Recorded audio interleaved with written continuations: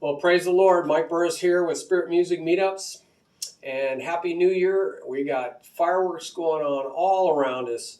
It's amazing in an economy that is absolutely almost collapsed in a year and a half. People have all the hundreds of dollars to buy fireworks. It just amazes me. I never had that kind of money. But, more power to them. They're probably so frustrated and so pent up and so angry for what has happened in the last year and a half that they just have to have vent somehow. Well, I'm going to vent in a different way because I have some exciting things to share with you. But we're going to play in the spirit real quick here. We're going to go with the flow. There's a whole surrender page on how to do this. This whole website's about flowing in the anointing, in the prophetic, and in the spontaneous. The spontaneous because it's a new song. It happens right then and there. The water is flowing right by you. You either jump in and go with the flow, go with the current, or you fight against it. You can stand like you're a rock in the middle of the stream, or you can go with the flow, or you can just let it pass you by. It will flow to somebody else who will receive it, who will warmly welcome it and grab a hold of it.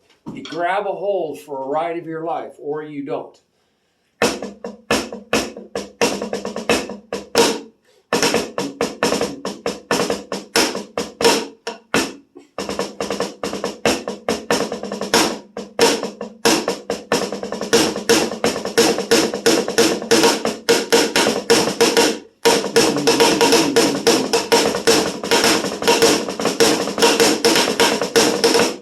I just feel like jumping in the river.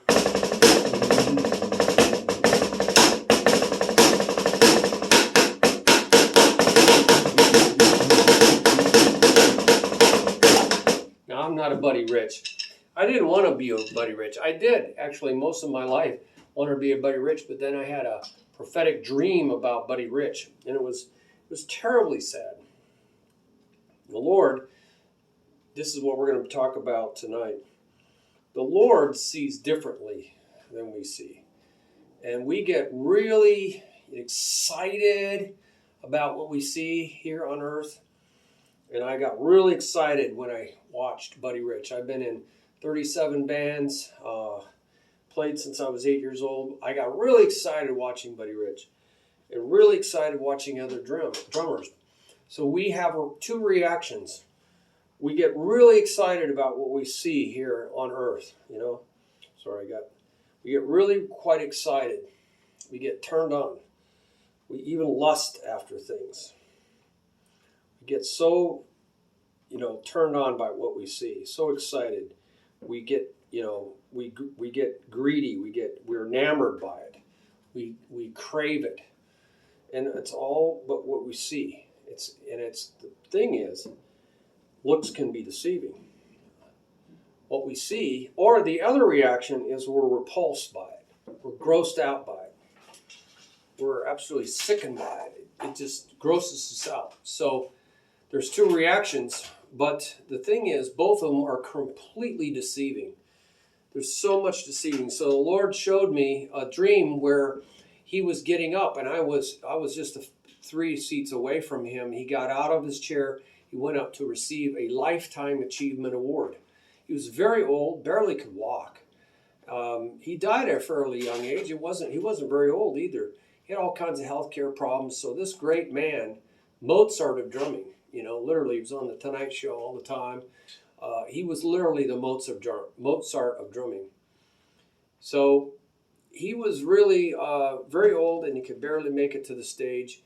And he received his Lifetime Achievement Award, and it was really sad. It was really sad. He was completely spent, and he couldn't play drums if he had to. So very, very sad. And I was told, well, this is his reward. This was his entire reward. This is what he achieved. This is what he got. And now he faces judgment. Now he faces eternity.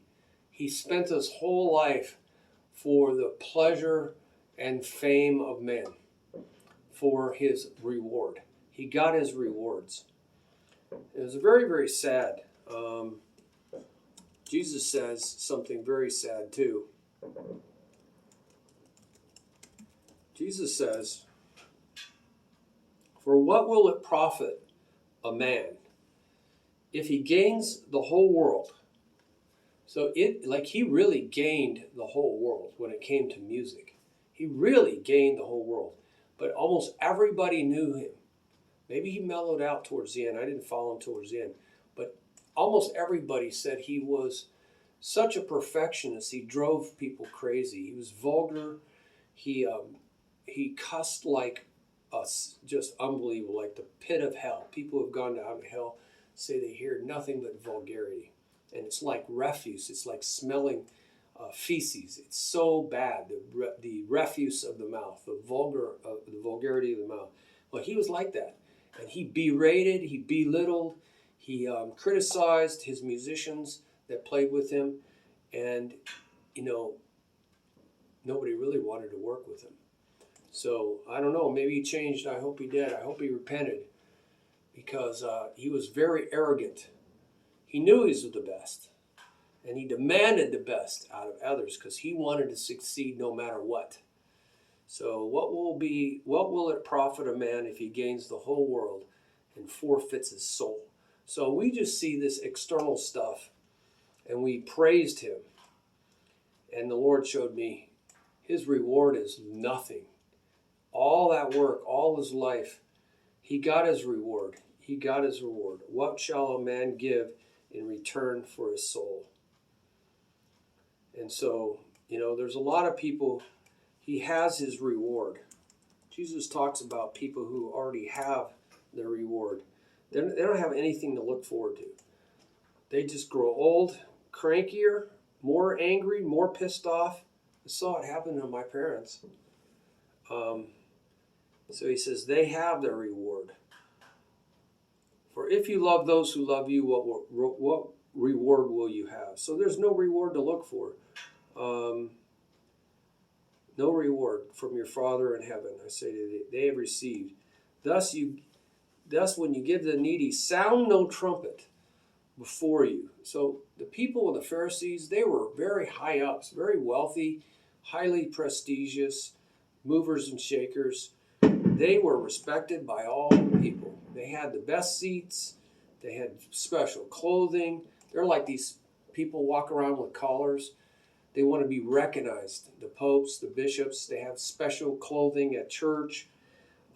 He says, what is this?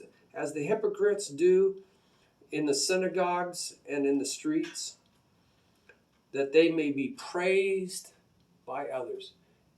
I mean, so many of these Hollywood types, these stars, and he was like that, to be praised by others. Truly, I say to you, they have received their reward. That's it. That's it. That's all they have. He says, don't go for that. It's so temporary. So this is the what happened here. I was pulling on a string, and I got pages and pages and pages and pages of rhema word from the Lord. I was just writing it down, and I have some videos on this on how to hear from the Lord. But you can go to 4Key. Yeah, there's a video. Where is that at? Mike's God Messages. So right there at the top, it says Seeing, Hearing, Feeling God's Rhema Word in Mark Verkler's Two-Way Love Letter, Part 1 and 2. So this was December 27th, 2022, Prophecy. So you want to go read that. It'll tell you how to hear from God. And it's a synopsis of the 4 keys for hearing God's voice that many others use, like Diane Larkin of Watchman's Journal. And my wife and many others have used those tools. I know another person, Elizabeth Brown. There's others people. And it's very effective, as you can go see. Well, I was doing that on an issue that's bothered me. I've noticed that I'm seeing something a lot more of. I'm being made aware of this. I've seen this great division occurring, a greater divide, where I'm seeing in our society a lot more people who are either skinny as a rail, really looking sickly. Could be drugs, could be alcohol, could be starvation. There's a lot of people on the streets now. I mean, I've never seen this many people in my life on the streets in Tucson, Arizona. And I see a lot of them just sleeping in the parks, where I never saw anybody in the park, in these parks, remote parks, and they're stealing constantly, nonstop. They're just walking into Lowe's. I've been there. We talk about it. I know the employees there. Same with Walmart. It's out of control. These businesses are going to go out of business because every single day, multiple people and even groups of people are coming in and raping the store. They're raping the store, pillaging the store. They're taking from everybody else. And really, it is everybody else, because all that lost income is going to be made up in higher prices. It's got to happen. So then that comes off of all the rest of us. So all these people who are deciding to be lawless, they're just stealing from everybody else. And are we going to just, at what point do we say, that's not right? I don't want you stealing from me. I worked hard my whole life. I went to school, and now you're just stealing from me. And you know what?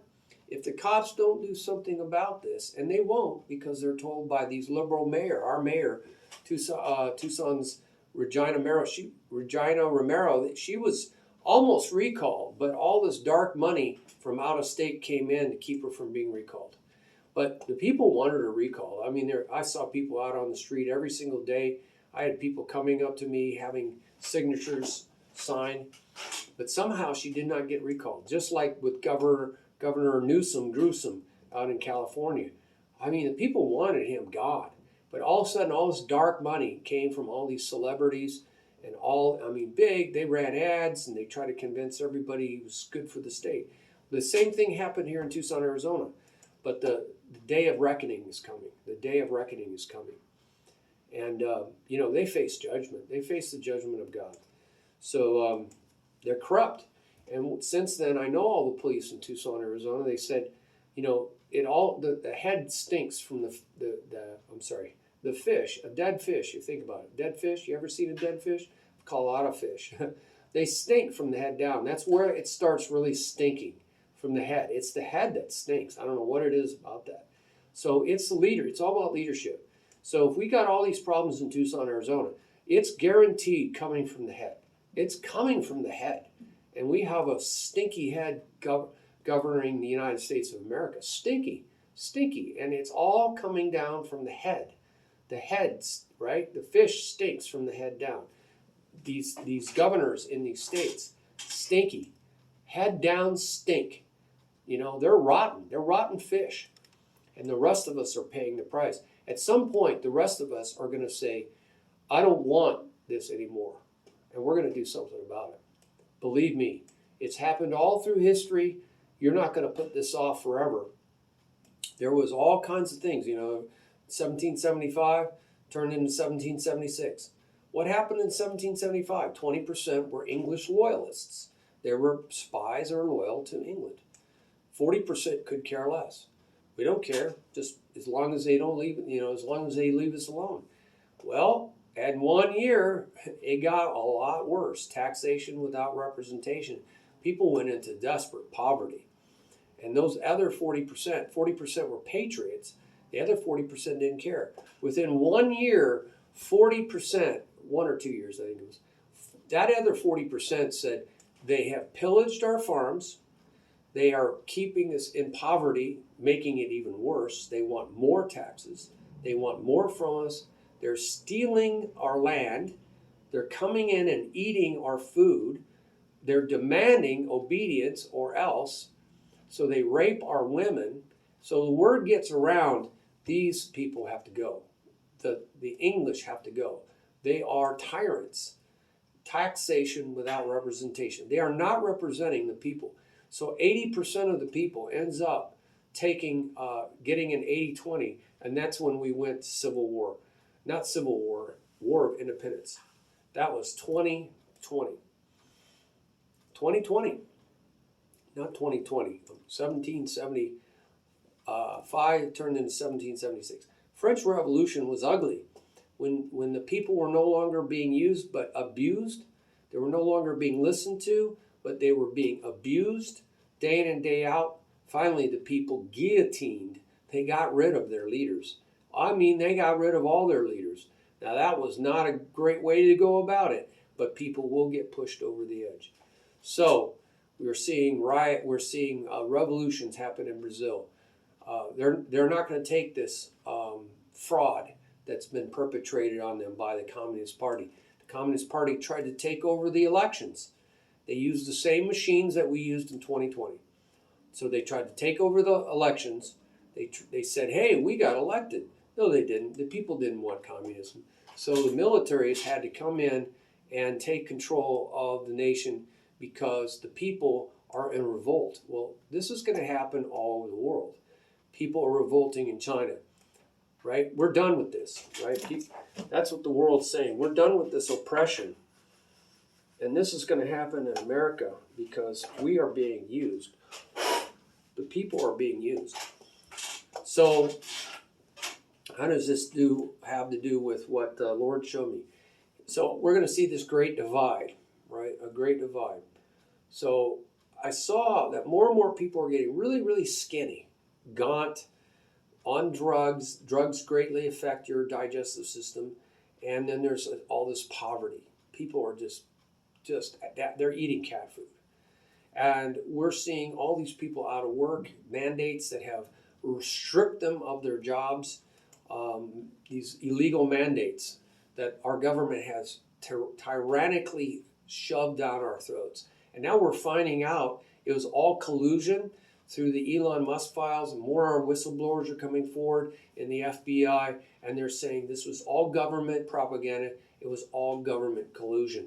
So a lot of this stuff should have never happened, but they forced it to happen, right, without us knowing, and they used the media to cover it up. So we're finding all this collusion between the media and the government, and particularly the Democratic Party. So, but even certain elements within the Republican Party. So there's a lot of people that have a lot of money at stake. They want to make sure that money trail just keeps happening, and they're doing all this. So I see all these really skinny people. I'm seeing more and more of them. And I'm seeing less people in the middle. I'm seeing a lot of heavy people. I mean, we're not just mildly heavy.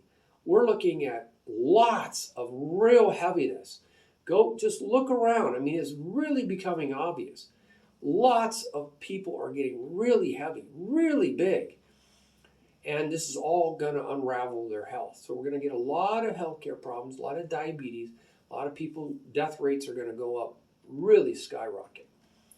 And I'm seeing this, there's less and less people, or few and fewer, however you want to say, in the middle, right? Quote, normal people, than 10 years ago, or even 2 years ago, or even 5 years ago. So, I mean, really, I would love somebody to do the stats. Have you noticed this? You see a greater polarity. There's less middle ground. There's people driving. I notice on the street, I'm seeing a lot of people driving in absolute beater cars, just hardly anything on them. And I'm seeing also a lot of really expensive Maseratis, Corvette Stingrays, some really high-end cars, McLarens. I see some, pretty high-end cars, even the $60,000, $75,000 Elon Musk car, the Tesla. So there's this greater and greater dichotomy, polarity. A great divide is occurring and it's becoming more visible. That's what I notice. It's becoming more visible. Very much more visible. So what are you guys seeing? I mean, I go to Walmart a lot, and you see kind of the bottom of the barrel. I worked at Walmart, and you see people just crawling out of their bed, rolling right into Walmart. Hardly anything on, hair sticking out all over the place. A lot of mentally deranged people are there in Walmart. I get it right. Walmart. So I'm seeing a lot of polarity, more and more divide. So I want to know what you guys have seen. All right, put it down on the comments. Are you noticing this?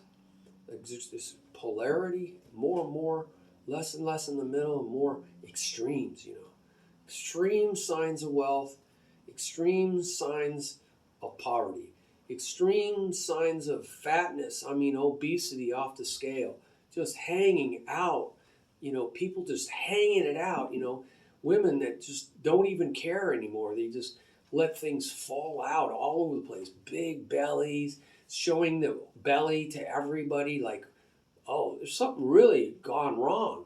Is it because people have been cooped up breathing out of their own mask that they, so much carbon dioxide levels, over 5,000 parts per million within a half an hour with a mask on, it causes brain damage. So, there's all kinds of mask studies. I worked in medical field for 10 years, so I don't know that. So, medical information too. So, a lot of stuff people don't know unless you're in that field. So, what's going on? Is it isolation? I know it causes a lot of people to go crazy. Isolation, it's called isolation in prison for a reason. It causes people to go crazy. Isolation causes people to go mentally crazy. And then they're doing drugs. They're hooked on everything on the internet. It's causing their mind to go wacky. So I know I talked to a lot of people in the park, and they're drugged out, man. Their brain is gone, man. They've been smoking and doping, and their brain is just fractured, And so I'm seeing more and more of this and less down the middle. So I've been asking the Lord about this because I've had some strong judgment. I've been like really judging this. I'm like, wow, this is really bothering me, Lord. And to me, it's gross. To me, I see these people tattooed all over their body now. It's not just a little tattoo. It's like their whole body, pierced all out. It's like, what's going on here? I think I know. I was asking the Lord about this, and it's in Romans chapter 1, where Paul's talking about the degradation of societies. How do societies become degraded?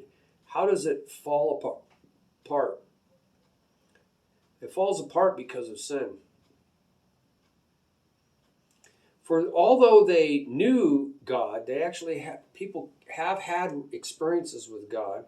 That's a relationship, no word. They did not honor him as God or give him thanks.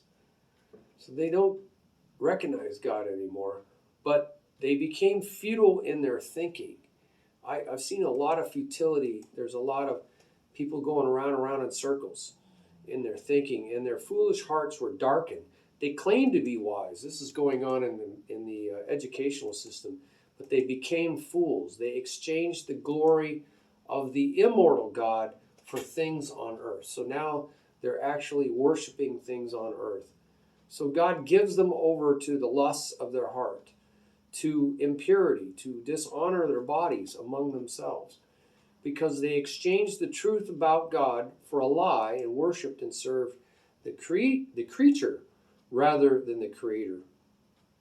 For this reason, God gave them up to dishonorable passions, for their women exchanged natural relations for those that are contrary to nature. And the men likewise gave up natural relations with women and were consumed with passion for one another, men committing shameless acts with men and receiving in themselves the due penalty for their error. And since they did not see it fit to continue their relationship with God, or even to acknowledge him, God gave them over to a debased mind. I mean, this is like guttural. To do what they ought not to be done.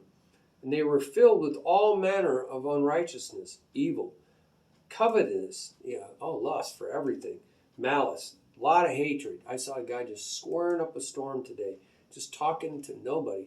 People are laughing at him. They are full of envy, murder. There's so much murder going on. It's crazy. Strife, deceit. So many people arguing, maliciousness.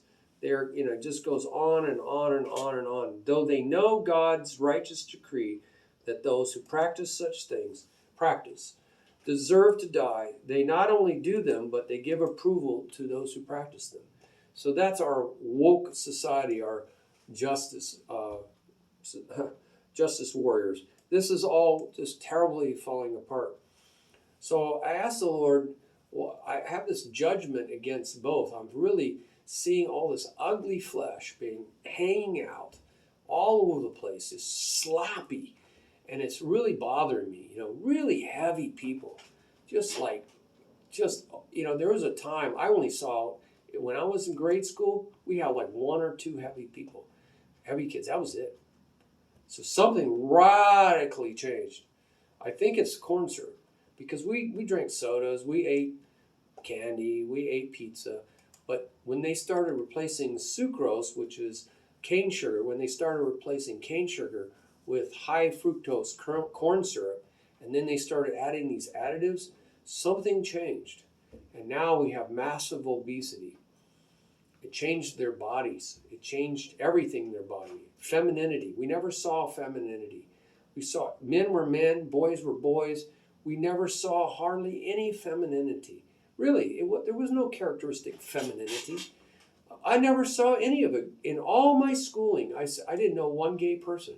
I never saw it. I never saw anybody act that way at all. I can't remember one person. In all my years of school, from 1960 all the way up to 1983, I hardly ever saw anybody.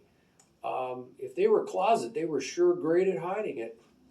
I didn't see women. I didn't see men act anything like that. None of this gay clothing and acting effeminate, or women acting butch, with short hair, acting really rough. I didn't see any of that. I mean, really, I didn't know anybody, and I knew a lot of people. I was a social butterfly.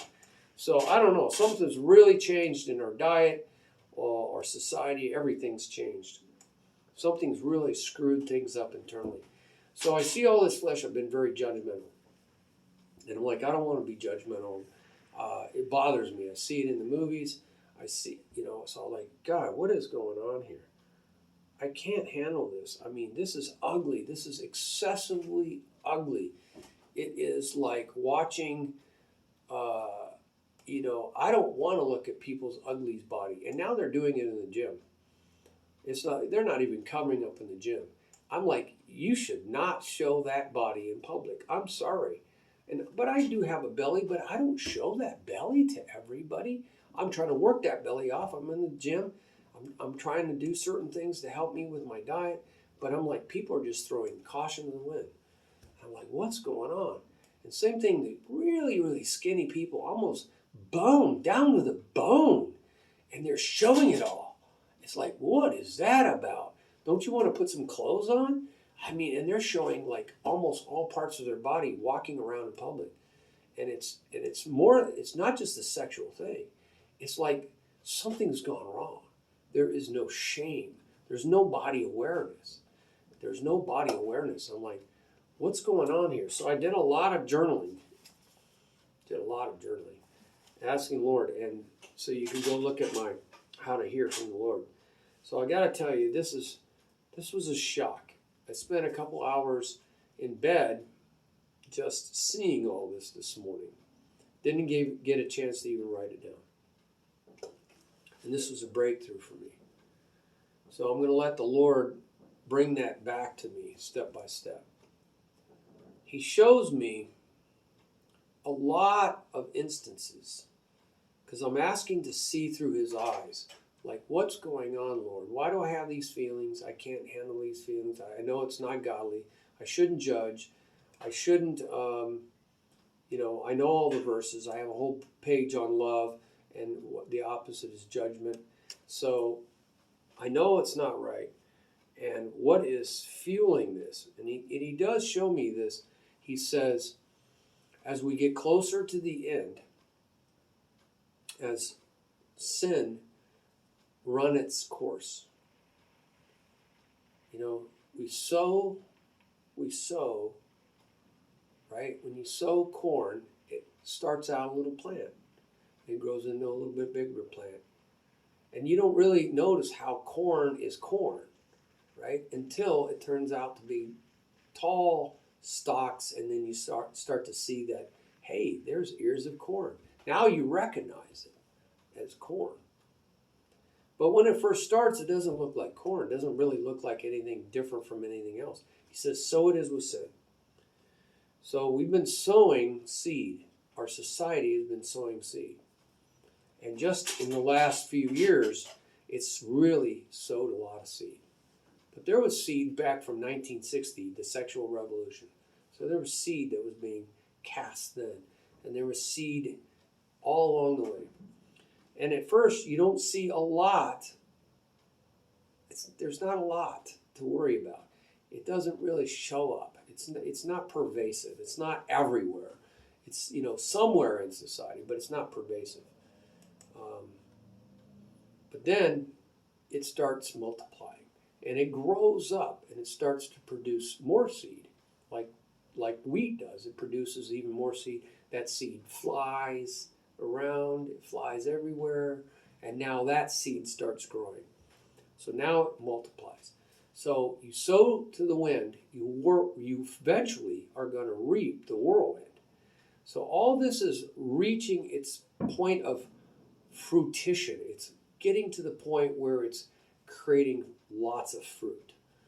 That's what he's showing me. We're at this end of society stuff, where society is unraveling, where our society and world societies are unraveling.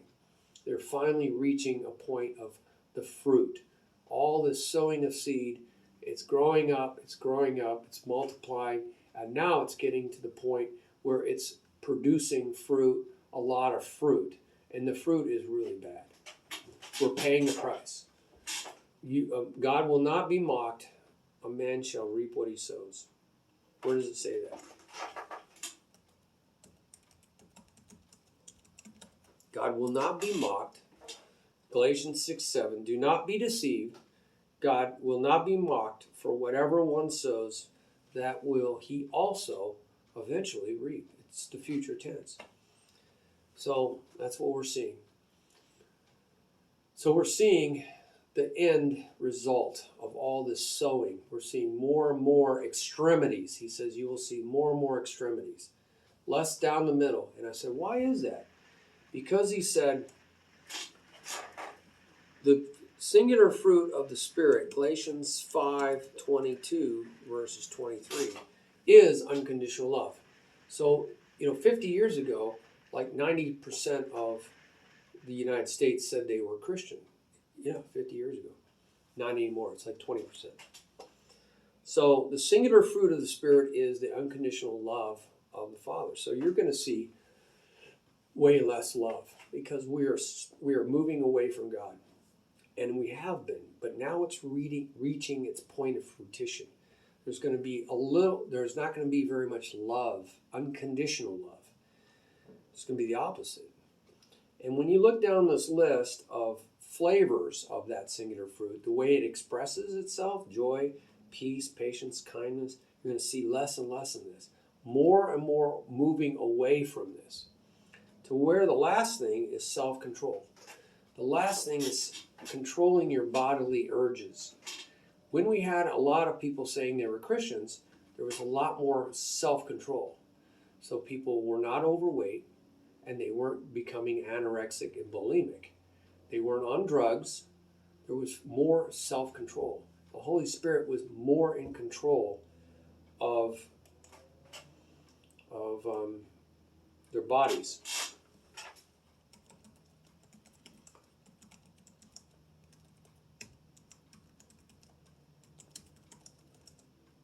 So in 1950, for instance, you have, in 1950,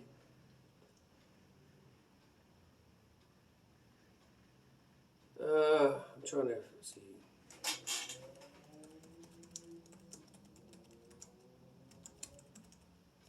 Number of, I should say percentage of people, Christians, in 1950. So this ought to tell you something. 63.3% of the U.S. population. Nationwide church membership grew at a faster rate than the population, from 57% to 63% in 1960. So we had a lot of people. Percentage of Christians in U.S. Is shifting down. It says more than 95% of Americans identified as Christians in the 1950s. Did you know that? In the 1950s. Wow. That's a Gallup poll. Isn't that sad? That's a Gallup poll. And it says that right now, well, in 2050, that's in 2050.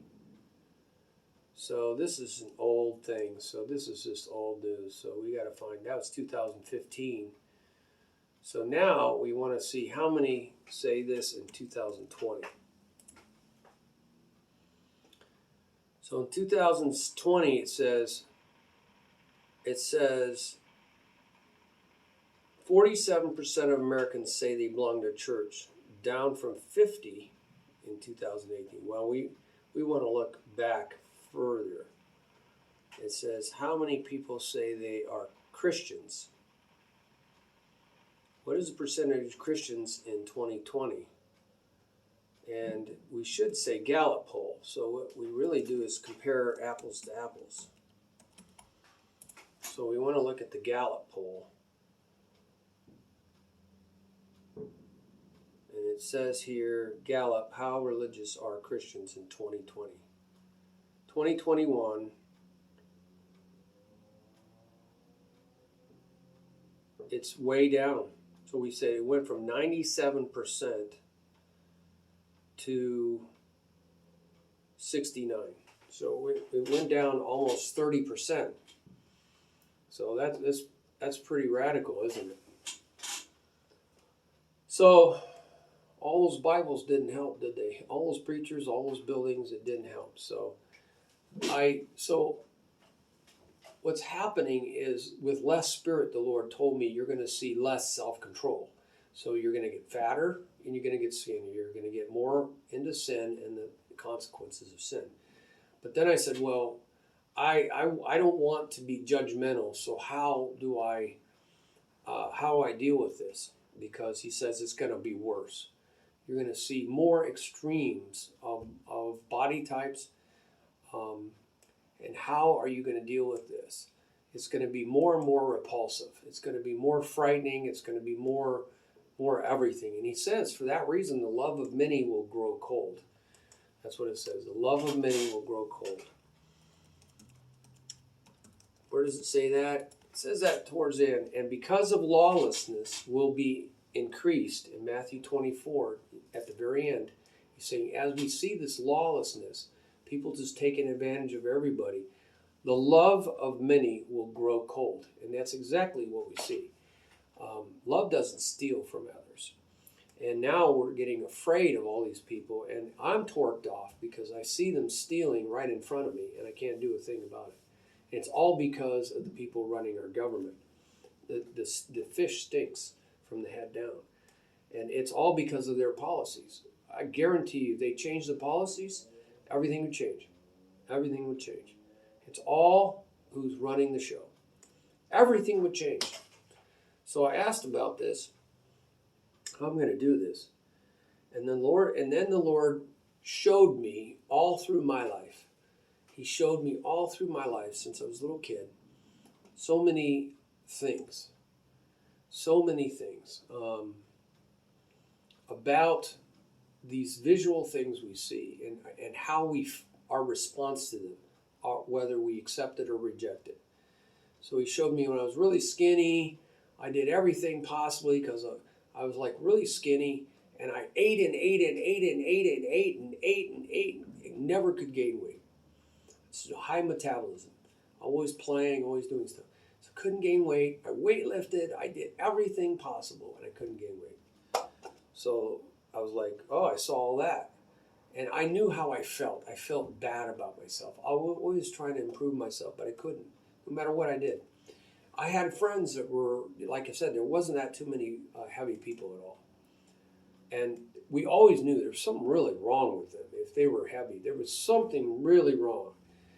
But there wasn't that many, and they usually got really picked on.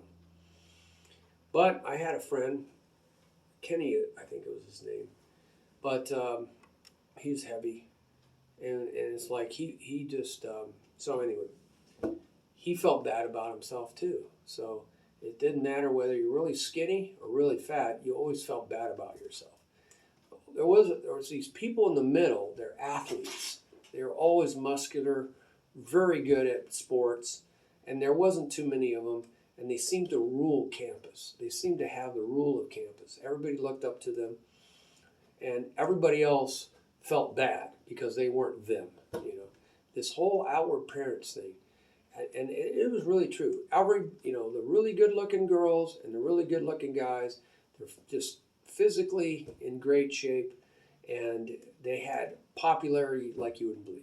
And the rest of us didn't have that. We didn't have what they had. So we were always jealous, I think. We were always feeling bad about ourselves or jealous because we couldn't quite figure it out how to get what they got. I mean, I went into every kind of sport.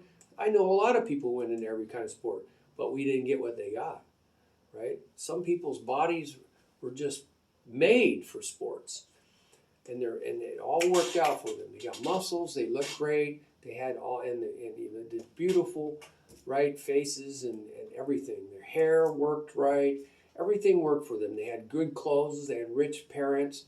Then the rest of us weren't rich, We didn't have the nice clothes. We had, whatever you could get at the thrift store. And there was a lot of people. It wasn't most people were not rich back in the 60s, early 60s, believe me. It was a whole different game, man. There's so much wealth running around. There's all this floating around money. But we didn't make very much money at all. I mean, I made like $2.25. I think my first job at Baskin Robbins was $4.35. Really? I mean, things have changed a lot. And we didn't complain. We were happy. But so I asked, okay, so I see all these different scenes all through my grade school and high school, and I see how so much of society has fluctuated, right? What do I mean by that? There was a time in the 1800s, early 1900s, I remember seeing pictures of this, that really heavy women were very in style. And everybody wanted a heavy woman, maybe weight-bearing for children, maybe they were considered more healthy, but all these beautiful women were heavy, a lot heavier than we would ever like it. But then I remember the Twiggy days. All these people wanted to be as skinny as a rail, looking very sickly. I always thought that was weird, like Twiggy. And just flat and straight as a stick, as a board. And there was that whole fad. Now we're swinging, all these really heavy people are going into modeling, and people are scratching their head like, I don't know, you think that's pretty? I don't think it's pretty, but they're trying to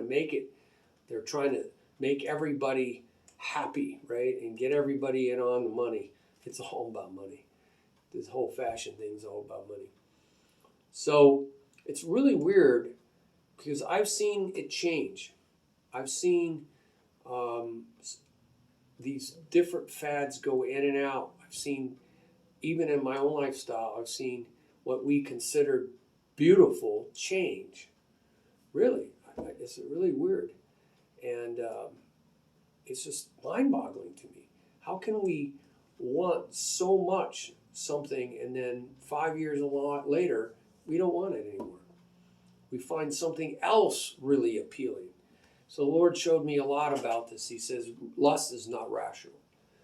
It's very fast. It fluctuates. It changes constantly. Lust is not rational. It's not based on any kind of truth. It's all image. It's all based on perceived image, perceived value. It's what society's made it, or what your experiences have been, what you've been subject to, what has been thrown in your face. A lot of kids growing up, they were subjected to Playboy. So you're seeing their image of what a woman should look like. And so they sold people, right, to sell magazines. They made millions on selling this image. Well, that was just an image. Most people are not like that at all. And same with Playgirl. Most men are not like that. So this is all to sell. The love of money is the root of all evil. So the Lord, I've been asking the Lord, how do I get your sight and your sight, your hearing, and your feelings so that I don't have these feelings of judgment? Because I know it's from getting, the solution is to get his perspective, to get his feelings on things. So now he tells me, so he shows me all these different scenes. And I can't remember all the scenes, but for 2 hours, I'm seeing all these things through society, in my own life, and I'm seeing and I'm feeling different reactions to them. And I see how these reactions change, right? And I'm starting to see connections on why we have these changes. I just saw the other day, I was at a restaurant, and I saw these two huge 400 pounders, man and a wife, just shoveling the food inside there. I'm like, I can't eat that much food. And it was like, why? What has gone wrong with these two people? And they're not ashamed of it. They're in public just, and they got this little kid. And I just feel so bad. I'm like, that kid is going to have he's going to grow up type 2 diabetes. These people are not going to live very long. There's ramifications for lack of self-control. Whether it's bulimic, anorexia, or taking drugs, too much alcohol, lack of self-control greatly affects your lifespan. And our insurance companies, which is going to affect all people's insurance companies. And they said that type 2 diabetes, is an extreme strain on the health care industry. It's causing the expense of health care for all of us to go up greatly, because all these people are going to have a whole range of problems. So I was angry about that too. I'm like, oh God, this is just all. Sin is unraveling our society. He says, yes, it is. Sin of all kinds is unraveling your society. We're at the end of the society, the decay of society, the rise and fall of the Roman Empire. Same thing happened to them, right? If you'll read the rise and fall of the Roman Empire, a lot of the same things they did, we're doing, and we're getting the same results. So if they fall, we're falling. We'll fall the same way. So many civilizations have come and gone for the same reason, imploding, right? Sinful implosion, weakening society. So I was grossed out watching them just, and they don't even realize food's hanging out of their mouth. It's flying all over the place. It's like self-control is gone, and awareness of it in public is gone. I see it in the park. Two ladies were walking by while I was making a video, and they're half dressed. And they're gross. It's all hanging out, man. It's hanging out of their shorts and out of their pants are cut, and they got every part of their body tattooed. You can't even see the skin in many cases. And, piercings all over the place. They look freak show. And I'm like, oh my gosh, I'm judging again. But their hair is all different colors, and I'm like, God, is there any normal people left on the planet? He says, you will see less and less. Guarantee you. The dichotomy, right, because of sin. The middle class is disappearing. It will almost be completely eradicated. Absolute poverty and absolute rich. So this is society. So I'm saying, I don't know how to get out of this, Lord. I'm getting very reactive to this. I felt bad for that little kid, that they're going to make that little kid just as obese as they are. And it's going to ruin their lives. So I was getting angry about this. So then the Lord shows me all the things that have happened in my life and how I felt and how my friends felt. And that we are all very frustrated. I've had girlfriends, all body types, and I've heard them complain. And we're all not winning. We're not winning the battle generally. Most of us are not winning the battle against the flesh. And he says, that's the end of the world, man. Haven't you read the end of the book? He goes, but the Lord is going to save. And so he shows me all this. And I'm going, where is this all going to go, Lord? Because I'm feeling pretty depressed about this. And he says this. He says, there's 1,000 reasons why I do not judge by outward appearances. And I remember he said something about outward appearances. And it's in 1 Samuel 16:17. But the Lord said to Samuel, and this was concerning David, King David, who turns out a man after his own heart, but he was the worst candidate based on the world's standards of who should be anointed as the king of Israel. The last person of all the brothers, he was the ruddiest. He didn't have anything going for him on the outside. So the Lord said to Samuel, do not look on his appearance or the height of his stature. He was a little kid. He was just, he was nothing, because I have rejected him. So this was not talking about David. It was talking about, who was this talking about? When they looked, he looked on Ejab and thought, surely the Lord's anointing is before him. He was going to be anointed as the king. But the Lord said to Samuel, do not look on his. So who is this Ejab?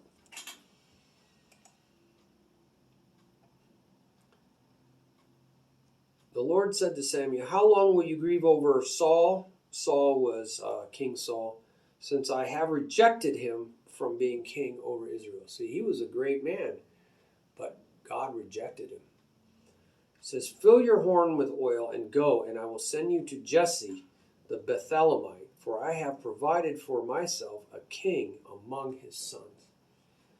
So he goes, and Samuel said, how can I go? If Saul hears about this, he will kill me. So God wants to replace King Saul. And the Lord said, take a heifer, and anyway, sacrifice. Invite Jesse to sacrifice. He says, Lord commanded. So he goes to the sons of Jesse. And he comes up. When they came, he looked on Ejab, which was one of the sons, and thought, surely the Lord's anointing is before him. Yeah, and so just like Bill Barola and all these guys in school, just, wow, love to be like them, man. They got it all together. Whew. Captain of the football team.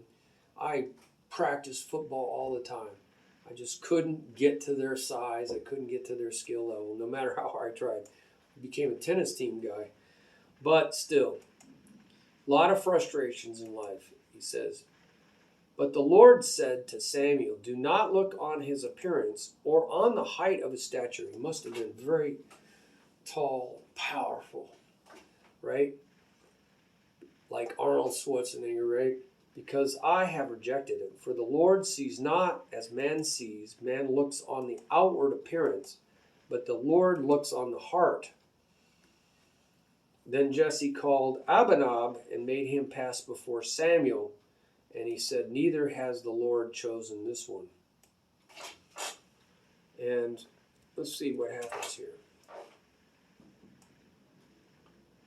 and says, neither has the Lord shown this. So then Jesse, the father, he brings the next one. He had Shammah pass by, and Samuel said, neither has the Lord chosen this one. Jesse made 7 of his sons pass before Samuel, and Samuel said to Jesse, the Lord has not chosen these. Then Samuel said to Jesse, are all your sons here? And he says, there remains yet the youngest, but behold, he is keeping the sheep. And Samuel said to Jesse, send and get him, for we will not sit down until he comes here. And he sent and brought him in. Now he was ruddy, and had beautiful eyes, and was handsome. He was ruddy. And the Lord said, arise, anoint him, for that is he. Then Samuel took the horn of oil and anointed him in the midst of his brothers. And the Spirit of the Lord rushed upon David from that day forward. And Samuel rose up and went to Ramah. So what does it mean by he was ruddy? You know, that's not a word that we use very often. He was ruddy. So I don't use that word. Do you use that word? Meaning of ruddy. Okay, ruddy. Meaning of ruddy is having a healthy reddish color. Ruddy red. But he was the youngest, right? He was a little skinny guy taking care of it. He wasn't the tallest, the strongest, the biggest. So God looked on, he says, so now this is the revelation. I never understood why he didn't look at the outward. He rejected all these fine men. And even his dad, said, hey, this is the one you should talk to. And it was even a shock to Samuel because he is looking outwardly. So this is what the Lord told me. I don't look on the outward because there's 1,000 reasons. That's what I saw. 1,000 reasons. I'll never get that out of my mind. There's 1,000 reasons. Legitimate and not legitimate, but there's 1,000 reasons for why a person looks the way they look. Wow. There is 1,000 reasons. And I'm not going to sort through them, and they're all entangled. He said they're all entangled. Right? One affects the other, which affects the other, which affects the other. There's 1,000 reasons why a person looks the way they are. There's chemical imbalances, there's genetic imbalances, and he says, you live in a world of sin. There is so many environmental reasons. There is the food that you're eating. There's environmental hazards that are changing the way you look, the way you feel, your health. There's all these things. And you cannot control a lot of these things. You cannot control them. Some things you can. Some things you can't. It's hard to know, right? It's even hard to know what you can control, what you can't control. He said, when you think you can control something and it doesn't have any effect. You ate and ate and ate. You ate bananas. You worked out and it didn't have any effect. Because there was other things in control that were counteracting it that you couldn't control, right? Your metabolism. It turned out I had a very fast metabolic rate in my intestines that I wasn't even absorbing very much of the food. Found that out much, much later on. But nobody knew that at the time. So same thing with people that are really heavy. And there's all these other factors, environmental factors, sociological factors. A lot of people have been molested, abused by their parents, and this greatly affects their childhood. And so there's a lot of compulsive eating. There's a lot of damage psychologically. He goes, I don't try to sort any of that out. That's what God told me. I don't try to sort any of that out. That's why I don't judge outwardly. I don't look at outward appearances. Too many factors. 1,000 reasons. Wow, what an eye-opener that was. See how important it is to hear from God. When I saw that, I just sat there in bed just going, wow, you're right. There's 1,000 reasons, and you could never figure them out, and they're so interrelated. One thing affects another, which affects another, which affects another, and before you know, it's a mess. And you can't unravel it. You can't pull a thread. You can't fix it. You can't easily fix it by pulling on a thread. Oh, I'll just fix this thread. I'll just fix this one thing. No, it doesn't work that way. People have tried, There's so many things, internal problems, psychological problems, mental problems, physical problems. It's all related. Mind-body connection is so correct. They know there's all these chemicals based on how you view things, whether you laugh or not, whether you stay up after 11 o'clock. There's so many things going on in our bodies. You can't control them. And it all affects what you see. It really does. It all affects what you see. So that's why he says, that's why I look inwardly. I have refused to look outwardly. It's not dependable. David was the right choice. Those other people were not the right choice. They would have not been the king, right? The greatest king Israel's ever seen. They would have never seen that. They would have never had that, right? Because God knew what was inside of a man. He knew what was inside of a man. So we can't, now he understands. See, God, I always was, why shouldn't we judge by outward appearance? It seems like it's pretty, you can learn, you can learn a lot by looking at how a person dresses, etc. I was told dress for success, right? So I dress with a suit and tie. But he says, no, this is all, you can't know any of this stuff. This is what the world tells you, but it's not reliable. There's 1,000 reasons. So don't judge by outward appearance because it's not reliable. There's 1,000 reasons for what you're seeing. And you will not know, you will not get reliable anything out of that. So he chose David. He looked right inside of them. So I think what I will start praying for is that ability, that is prophetic. And so I'm going to start praying prophetically for the ability to see inside of a person. This is divine. And I knew some people who know how to do this. Well, first thing he's told me right off is you cannot, there is no reliability to this, Mike. When you look at somebody heavy, skinny, pretty, not pretty, you cannot rely on any of that. It is all deceptive. It will deceive you. It will mislead you. You're totally misguided. You will not get the results that you're looking for. Whatever decision you've made, whatever judgment you've made is most likely going to be wrong. So you think you know what you're talking about, but probably very high probability you are wrong because you don't have enough information, because all the stuff on the outside is deceptive. There's 1,000 reasons for why you see what you see, and it's not reliable information. So that was very helpful. God was telling me that you cannot trust your eyes. There's 1,000 reasons for why you see what you see. And a lot of that could even be within you. We see the world with rose-colored glasses, filters, based on our own experience. Our own experiences growing up, our own tastes and what influence our own tastes. That's why we see different times in history, people, find this attractive and this is ugly. And then later on in life, 10 years down the road, 20 years down the road, that's ugly now. And that's this was attractive, now it's ugly. So what's that about? So all this is constantly fluctuating, and you can't control that either. So you can't rely on any of this. That's what the Lord's telling me. Don't trust it. It's going to mislead you. You're going to get the wrong information. You think you know what you're talking about, but you don't. You don't know what you're talking about. Don't even go down this path because you're drawing the wrong conclusions. You're going to pick the wrong people. So if you're going to have to go beyond the externals, right? You cannot judge a book. Cannot judge a book by its cover. And we've heard this, but we all do it. All of us make these judgment calls within 30 seconds, they say.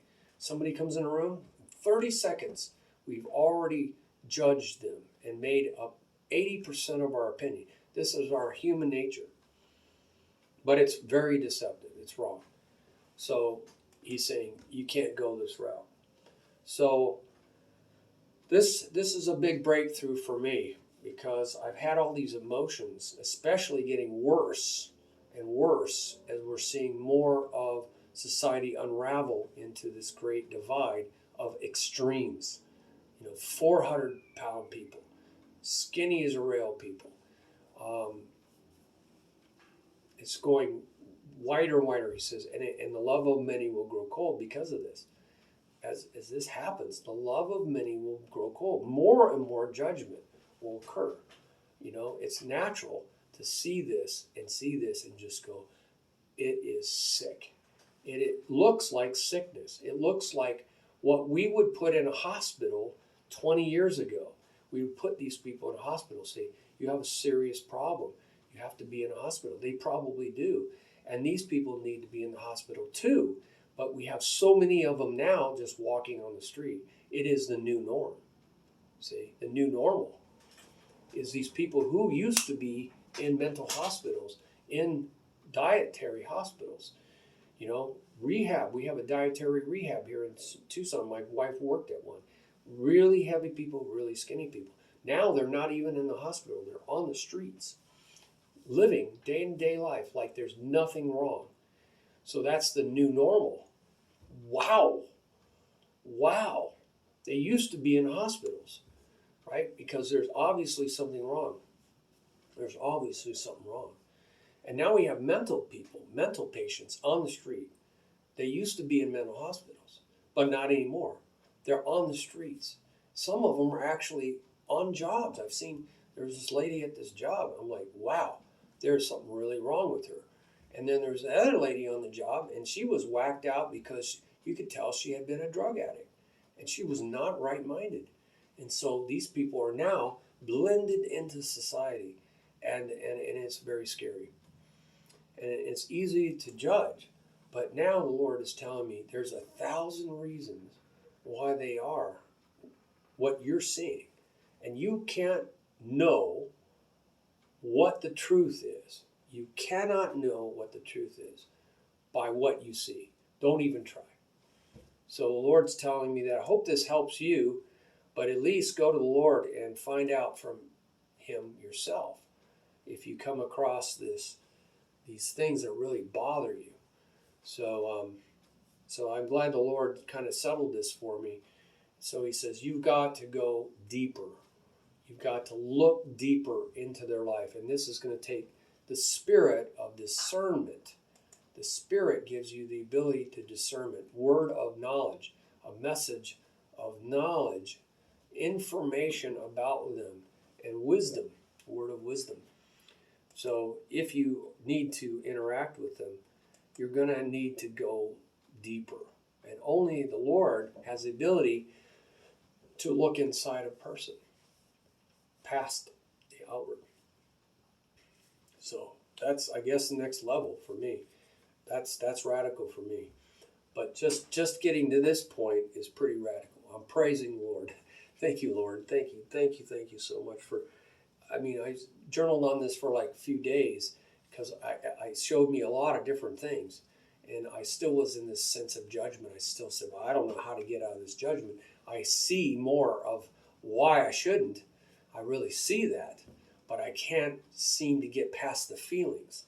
So God got me through all these feelings. I felt all these feelings, and then He showed me why none of this works.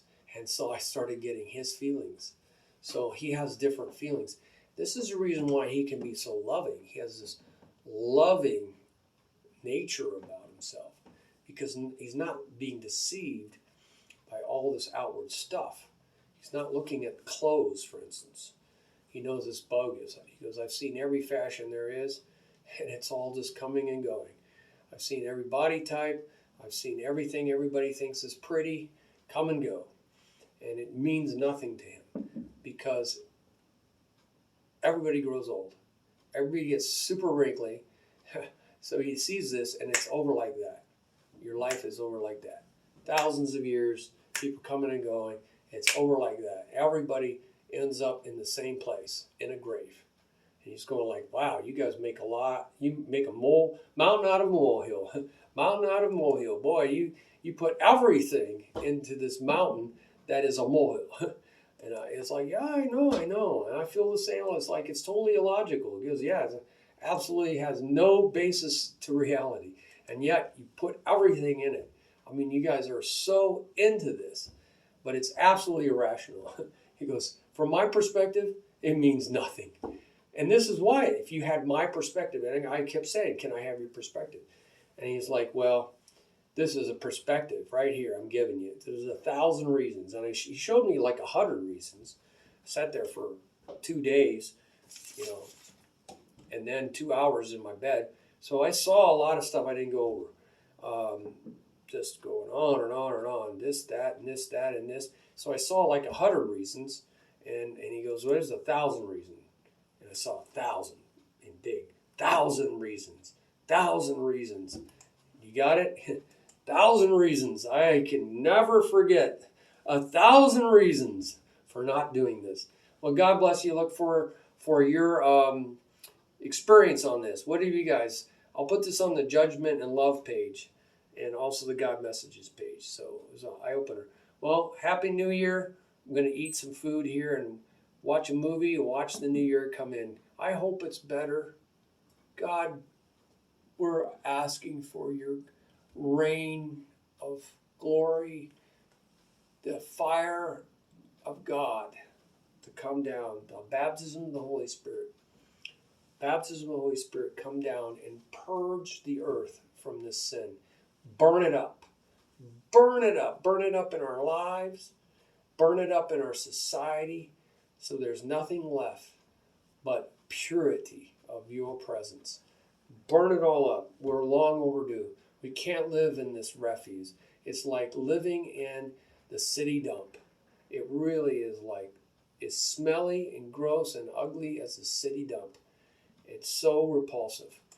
Oh, Lord. Deliver us from our sin. All of us. Deliver from us our sin.